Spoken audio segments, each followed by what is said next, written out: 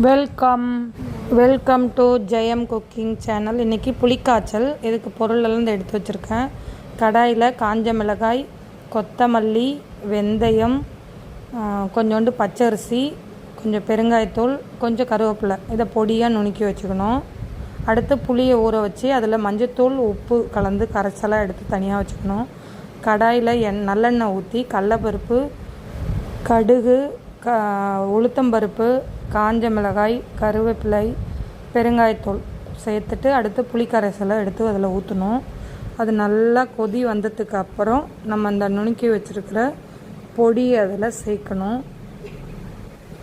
பொடி சேர்த்ததுக்கு அப்புறம் அந்த பச்சை வாசனை போகிற வரைக்கும் கொஞ்சம் நேரம் அதை நல்லா சுண்ட வச்சு கொஞ்சம் நல்லெண்ணெய் மேலே சேர்த்தோம்னா நல்லா சூப்பராக புளிக்காய்ச்சல் ரெடி.